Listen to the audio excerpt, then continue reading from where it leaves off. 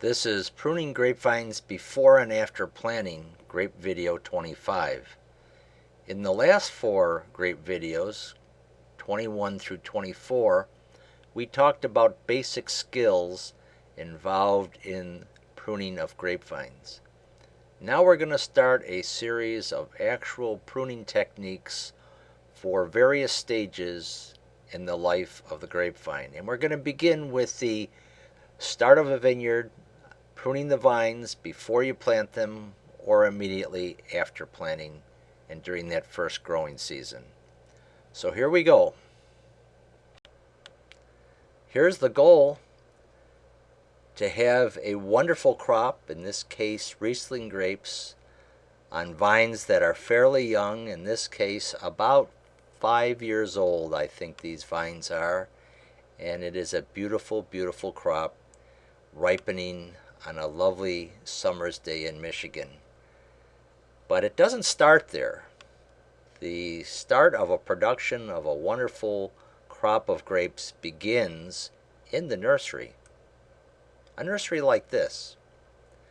Here are crown gall-free, disease-free grapevines of Cabernet Franc being grown in a nursery setting at the Michigan State University Research Center near Benton Harbor.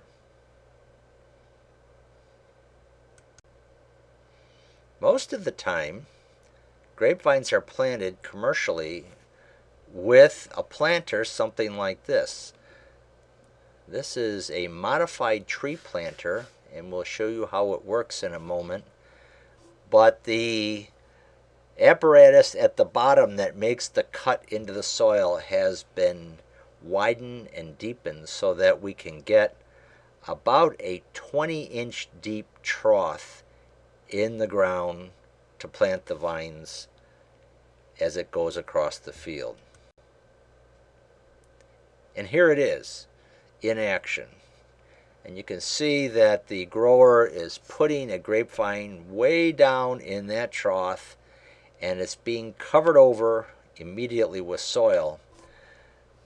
But the point of this picture is to show you what a deep, nice trough is created by this machine so that we can get a fairly large root system well distributed in the soil with this technique. And when you plant a grapevine, the idea is to put as much of a root system as you can plant it well in the soil. That is, you want the roots to be distributed well and spread out in the soil, and this technique does that. You don't want to take a grapevine root system and jam it down into a little hole and have a big root system all balled up in a small space. So the goal is plant as much of the grapevine root as you can with the technique that you use to plant the vines. This is a picture of a typical grapevine that is going to be planted with a planter like we've just seen, or can be planted by hand by digging a hole. And if we take a closer look at this vine, we'll see the following. Well, if we take a look at the top of the grapevine, we can see that there are about 3 spurs, each with 2 or 3 nodes on them, that are ready for planting after the pruning that was done last fall when this vine was dug and then spur pruned to make it ready for planting. At the bottom of the vine we have about 18 inches or so of root that will be easily accommodated by the planter we just showed you and planted well and distributed well in the soil. So this grapevine is ready for planting both from the top portion and the root portion. It can be handled well in the planting system that we just showed you. We're going to take a look at how that grapevine was propagated. This is an undercutting digging device that we use to move the soil below the grapevines so that we cut below and we can pull the grapevines out of the soil. It goes under the vines after we've propagated them. We had the vines propagated with a black plastic mulch, and the black plastic has been removed so we can undertake this digging operation, and we cut underneath everything like this. And then Brian goes along and we just pull the grapevines quite easily out of the soil because it's all been loosened by that undercut. Well, here are those vines after they've been pulled out of the soil and laid in a pile on top of the ground. And if we look closely at the tops of these vines, right about here, we can see that there are lots of long canes, 3 feet long and more, and we need to prune away most of that material so that we can plant them in the spring with just short spurs, as we showed you previously. So we take these and we prune them back to 2 to 3 node spurs, and we bundle them like this, and we treat them with a fungicide so they won't mold, and put them in cold storage for the winter. And these are bundles of about 25 vines each, ready to plant the next spring. Well, here's another situation. This is my little angel, Stacia Lee. A few decades ago, I won't say how old she is now, but she's rather older than this, in this picture taken in the Finger Lakes. And I propagated these Cayuga white grapevines near Penn Yan, New York, several years ago, and Stacia stood there to indicate just how large these vines got during the propagation process. And as I dug them out, there we have huge root systems. Some of the root systems on those vines were up to 4 feet long, and there's no way that I could plant those vines the following spring and spread out all of that root system nicely in the soil volume. So if you get vines or propagate vines that have extremely long roots like these, you will indeed need to do some root pruning to get a manageable ball of roots to plant. But most of the time, you will not need to do that because the grapevines will grow a root system around 15 to 18 inches long, and that is just wonderful for exploiting the soil the following spring. Well, here are some pictures of some Cabernet Franc grapevines on C3309 rootstock, and we prune them back on their roots to the lengths that you can see here, 1 inch, 5 inch, 9 inches, and then the unpruned vines had root lengths of about 15 inches. And these pictures were taken fairly early in the growing season, July 3rd. And I put these pictures in to illustrate that if grapevine roots are pruned back, they typically will have a very detrimental effect on the growth of the vine. And you can see that especially with the 1 inch roots and the 5 inch roots. Many nurseries will at times prune the roots back on vines before they ship them out to facilitate the shipping, and that may be fine if they're being planted in a vineyard that's going to be irrigated from the very beginning. But most of the vineyards that I've been involved with over the years are not irrigated at all at any time. And if you're planting vines in a dry upland situation that relies on precipitation for soil moisture, it really is going to be a major disadvantage if the roots are too short or if they're pruned back. So don't ever prune the roots back before you plant in those typical upland situations, unless they're just so very large that you cannot spread them out in the soil volume with your planting technique. And that's the purpose of showing you this particular set of pictures, to urge you not to prune the roots back unless you absolutely cannot handle the size of the root system in the way that you're planting the grapevine. Okay, well, now we're going to move on to what you might do to prune grapevines after you've planted them, immediately after planting. Here is a picture, once again, of a planter going across the field with grapevine roots on the tray in front of the father and son team here. That's Martin on the left, you can't see his face, and Marco on the right. Ramon is helping straighten up the vine after it's been planted. And we're going across the field planting these vines in the spring, I think, of 2011 in this picture.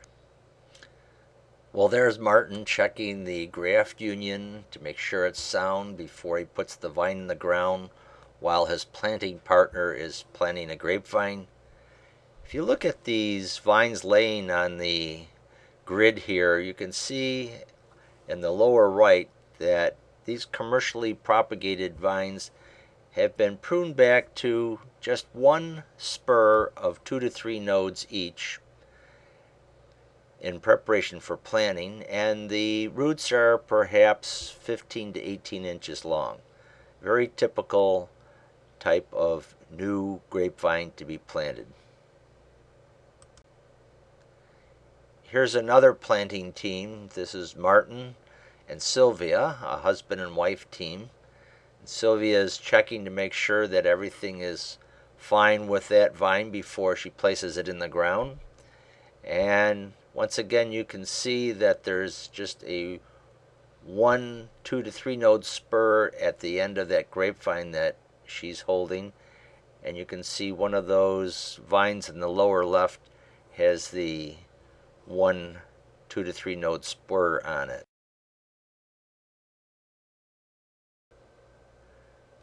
So the vines are planted, and they start to grow something like this.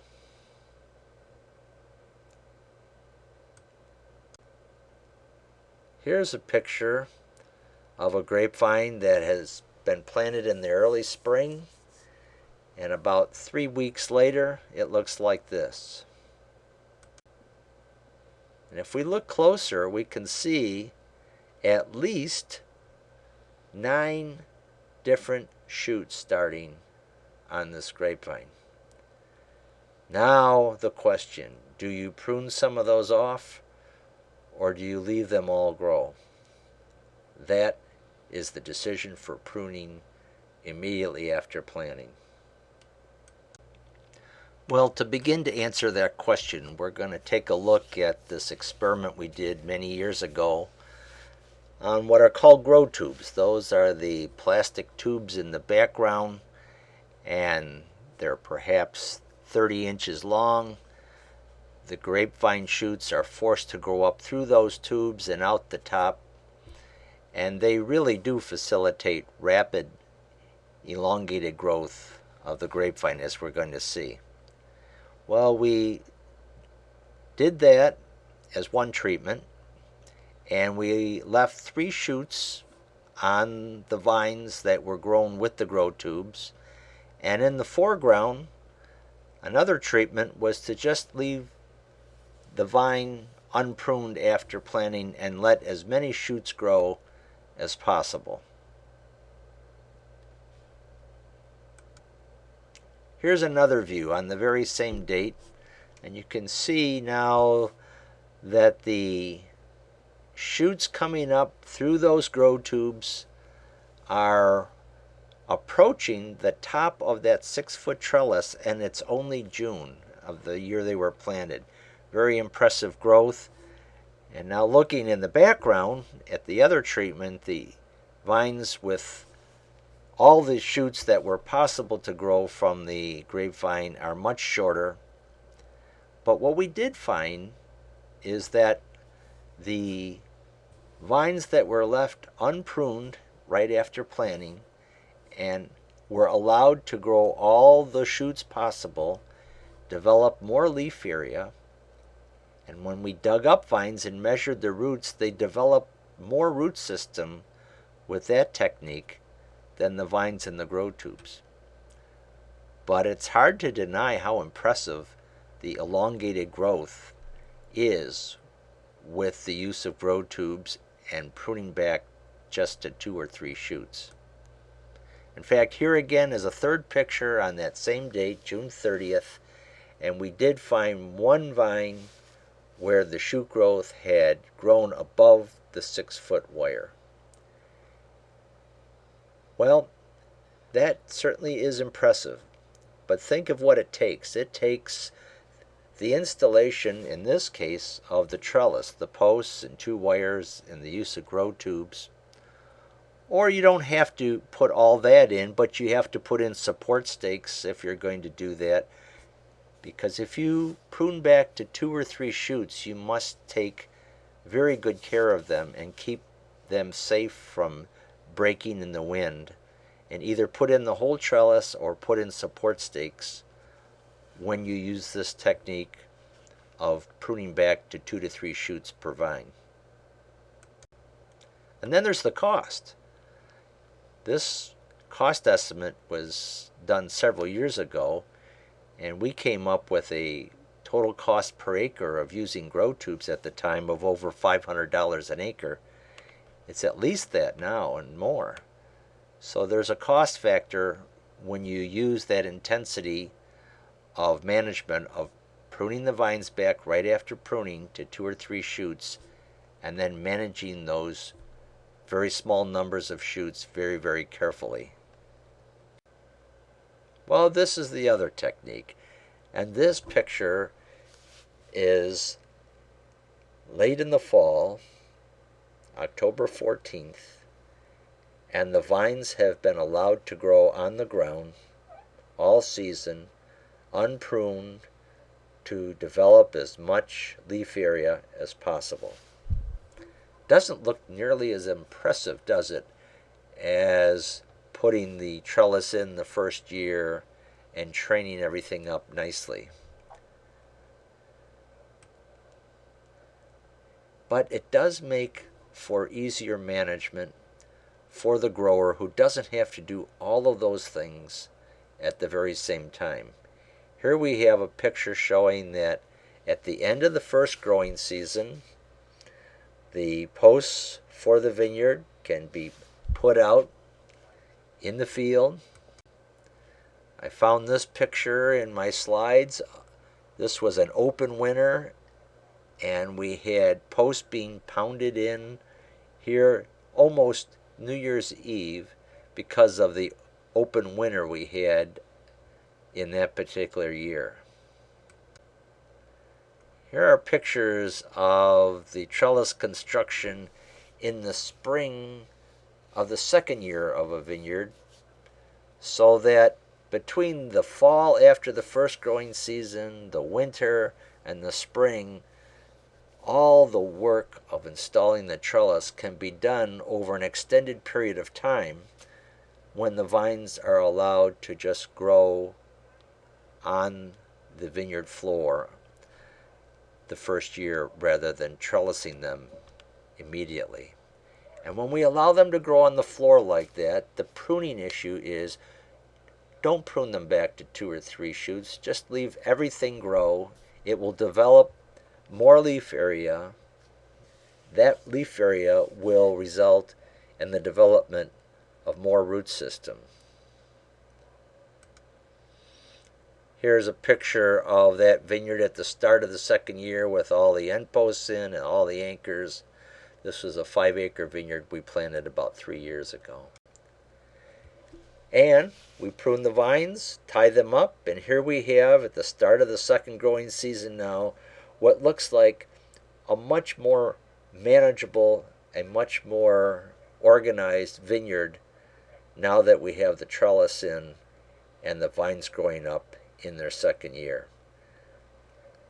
But that first year on the ground is what I have experienced with the commercial growers I've worked with over the decades, 90-some% of the time. Very seldom do the growers that I work with bother to build the trellis right at the time of planting the vines. The main issue is actually not the pruning, but the weed control around new vines. And that's the topic of another video we'll present in the future.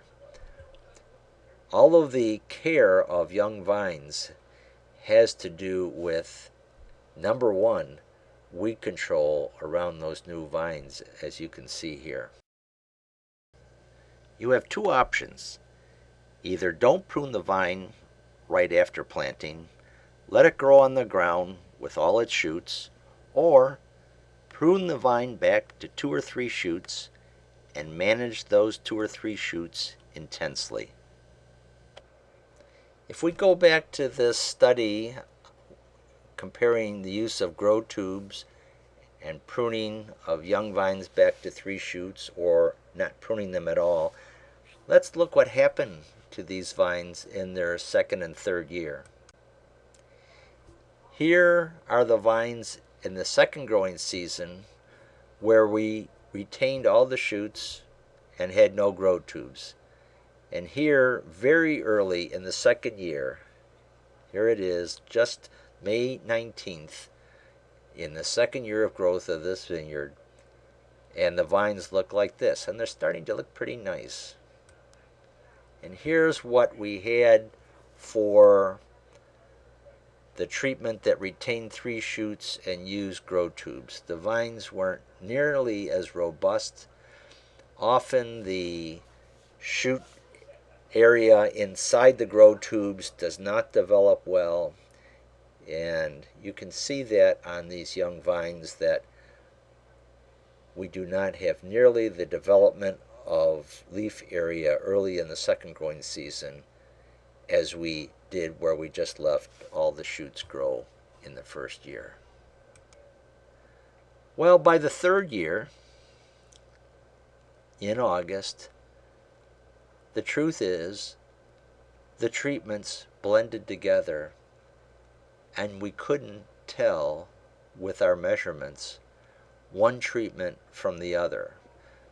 So what we thought was going to be an advantage of leaving all the shoots and not using grow tubes really didn't turn out to be an advantage at all. Both treatments by the third year had performed equally well as seen here. But by not using grow tubes, we did not expend that $500 and some per acre of cost that we had to do with grow tube use. And this is the third year production in that vineyard on very healthy vines, and it was essentially identical for both of those treatments. So it really comes down to a matter of personal preference, of how you want to manage the vineyard right after planting.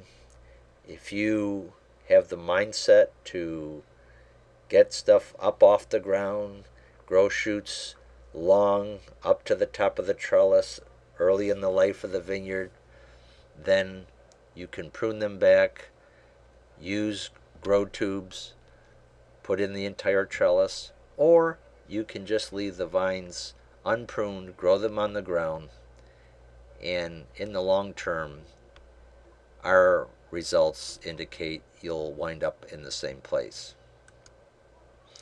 Well, here's an intermediate or perhaps hybrid situation in the planting of a new vineyard.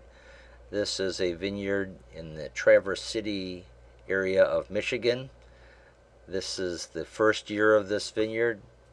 And you can see the entire trellis was installed, or at least all the posts and a couple of wires. An irrigation system was installed, and individual stake supports for each vine in the form of half-inch diameter bamboo sticks were clipped to the wires. Well, these vines were allowed to grow all their shoots, so none of the shoots really grew that long, so there really isn't any clear advantage of having the trellis in at the start of the vineyard or having the bamboo stakes, except that, well, the trellis is all in and we won't have to do it through the next fall, winter, and spring, and it'll be all set to go in the second year.